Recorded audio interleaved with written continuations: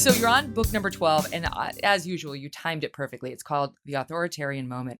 And chapter 1 is How to Silence a Majority, which is what's happening right now. I mean, the left, it may boggle, certain policies and so on, and it may not be doing a great job when it comes to defunding the police and all that, but they know how to shame people out of speaking their genuinely held beliefs. And you're seeing so many millions of Americans hold their tongue right now. And you talk about how the first step is win the emotional argument. The second step is renormalize the institutions. And the third step is locking all the doors. Oh no, what does that mean? Because you hear renormalize the institutions, it gives people hope. What does that mean?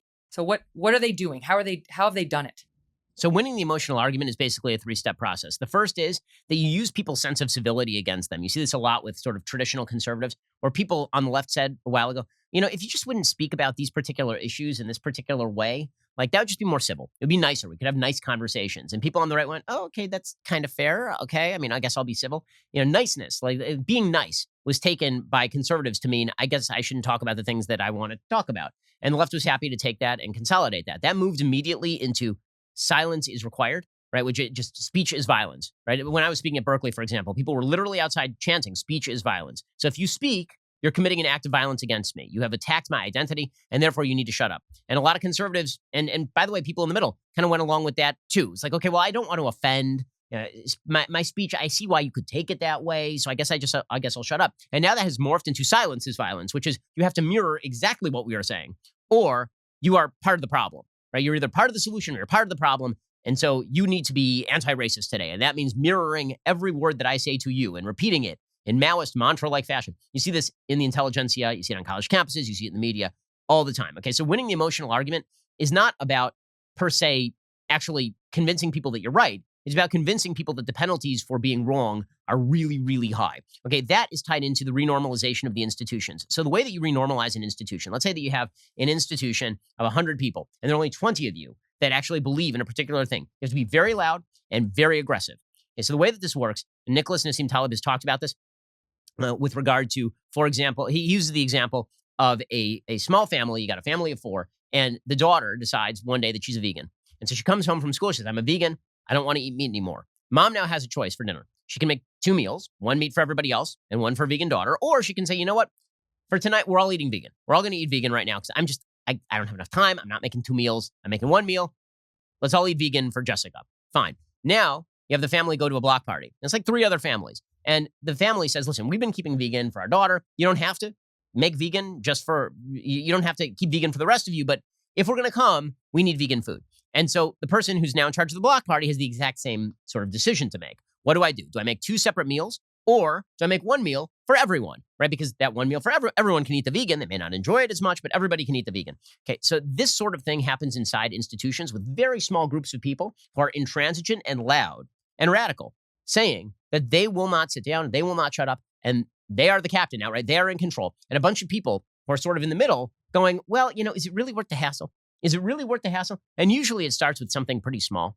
It'll start with something like, well, shouldn't we have some diversity training? I mean, diversity is like fine. I mean, isn't diversity good? Are you anti-diversity? And everybody in the middle goes, well, yeah, I mean, I guess I'm not anti-diversity. I guess I'll go along with that. And then it turns into, well, you have to hire based on racial quotas. You have to hire based on diversity. And you say, well, I really don't want to be considered racist. I mean, these people here, they're saying I'm a racist if I don't do this. And it seems easier to kind of go along. It doesn't threaten my job per se, but, shouldn't we fix problems in American society? And you can see how step by step, you end up renormalizing the entire institution to the point where the heads of the institution are so afraid of this core of staff that they will do anything they say. You see this at the New York Times, where the radicals rule the roost. You see this at companies. For example, there's a company called Coinbase out of Silicon Valley, right? They're a trading platform this is for a crazy story. cryptocurrency. I saw this in your book. Yeah, and the head of the corporation said, we're just not going to talk politics at work. And he said, we don't want to alienate anybody. We don't want anybody fighting at work. So there's no politics on the internal Slack team, on the Slack thread. Like 20% of the company got up and walked out. And they got up and they were like, well, I guess we're leaving now. It was like 60 employees said, we're leaving now, because even taking a neutral position is considered to be antipathetic to the people who are the loudest and the most vocal.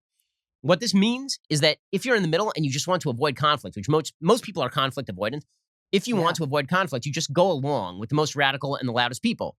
Okay, and then once you've done that, once you've renormalized the institution, and once you've made clear to the leaders of the institution that the easiest thing to do is to give in to that aggressive base and ignore everybody else because everybody else is just too weak to do anything about it. Once that's been made clear, then you lock all the doors. Then you say, we can't hire anybody who comes in here and doesn't agree with our corporate principles. We can't have anybody teaching at this university who doesn't agree with the baseline diversity notions that we've been pushing.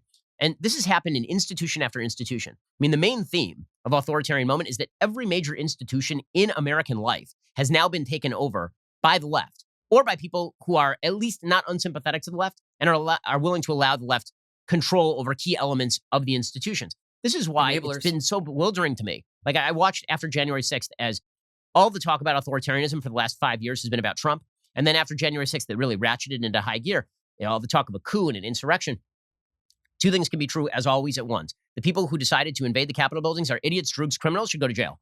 Also, the notion that we were on the verge of democracy being overthrown is insane. And if you're going to suggest that the great authoritarian threat to the United States is people in buffalo horns wandering the halls of Congress versus every major institution in American society now weaponized against individual ability to participate in society itself, I don't know what you're talking about. And particularly when that's being taken, that mantle is now being taken up by Democrats to the level of government, where they're openly talking about subverting constitutional rights, if in sort of end around ways, like pressure on social media, for example. Yeah. I mean, well, even just look at Ibram X. Kendi, who wants to create this constitutional amendment that would create a Department of Racism that's going to spy on what everybody says and chastise anybody who has even just a racist thought. You're just not allowed to be an independent thinker. And you know that the left characterizes everything as racist. I mean, everything. And so you'd be on quicksand all day, every day. But to your first point about what you were talking about, sort of silencing thought, and then making you speak up with their words. I'm thinking of Paul Rossi, the math teacher at this New York private school downtown, who came out and spoke about what he was seeing in his classrooms. And he talked about how the white students would sit there as they were being shamed just for the color of their skin, and they would just be quiet. I'm sure they didn't agree, but they just would be quiet. And the teachers would say to them, "We really need to hear from you. We need to hear from you." It wasn't enough that they just kept their mouths shut because they knew what they would get.